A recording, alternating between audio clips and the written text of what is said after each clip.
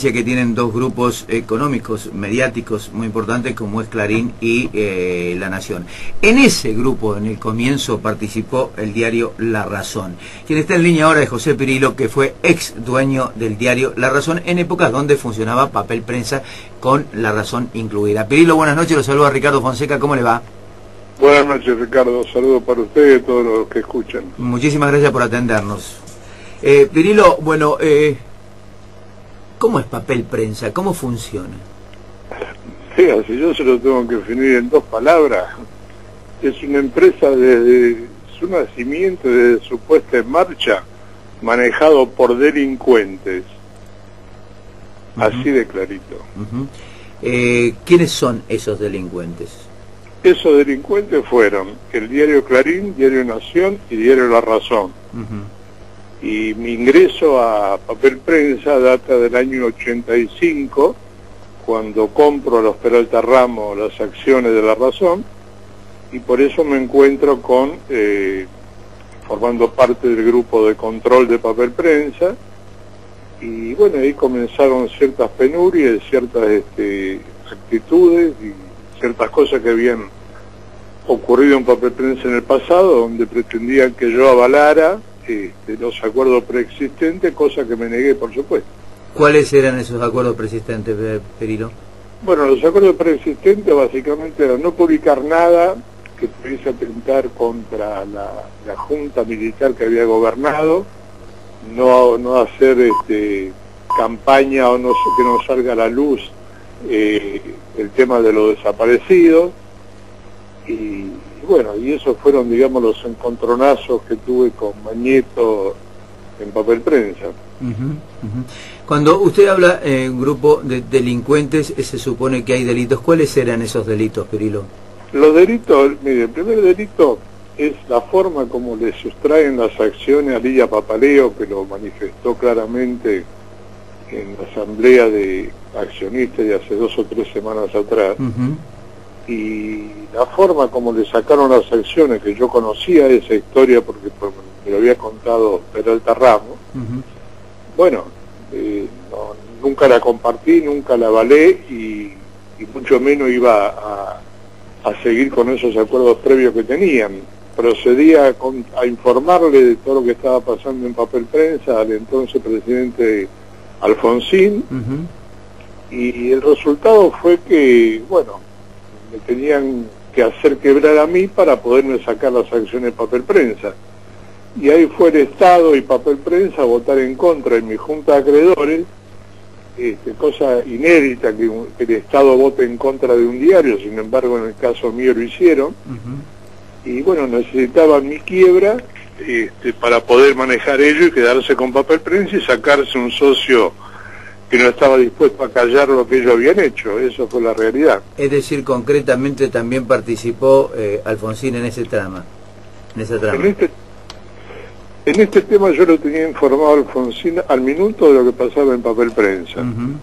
Y entiendo de que no me parece lógico que un gobierno al cual esté ayudando a defender la democracia por pedido de Alfonsín, le cuento las cosas que habían ocurrido y que estaban pasando en papel prensa, desde el manejo del papel, del precio del papel, cómo se robaba la empresa, de que los 3 diarios no habían puesto una moneda en papel prensa.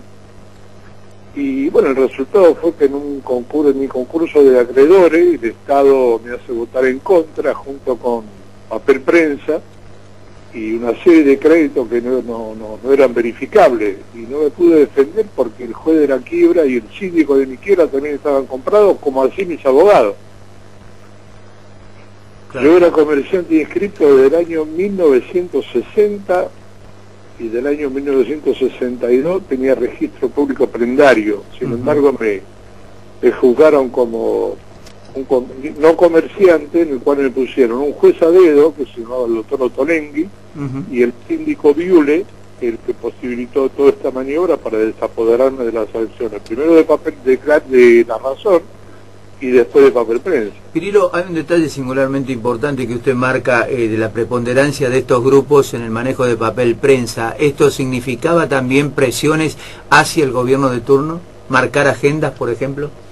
Mire, le voy a contar el pensamiento y la forma de manejarse que me explicaron cuando yo ingresé a Papel Prensa. Palabra dicha por el señor Mañeto. Dijo: José, no te equivoques, los diarios duramos 100 años, los gobiernos duran 6 en aquel entonces. Los primeros 2 años hay que sacarle todo lo que se pueda.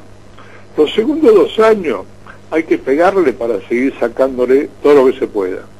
Y los terceros 2 años hay que voltearlo para que venga un nuevo gobierno y comenzar nuevamente el ciclo. Eso era lo que me espantó del manejo que se estaba haciendo y se estaba armando para llegar a lo que es hoy, ¿no es cierto? Desgraciadamente la prensa manejada por un par de monopolios que condicionan no solamente las decisiones del gobierno, condicionan la puesta en marcha de la ley de medios, y está condicionando a la prensa. Toda la gente está totalmente desinformada.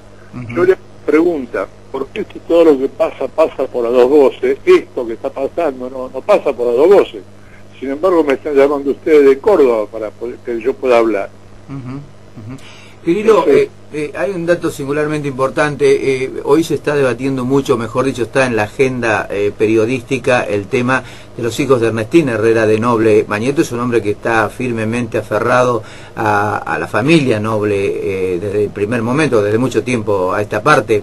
Eso también se discutía también ese tema, era una de las cosas de las que no se podía hablar.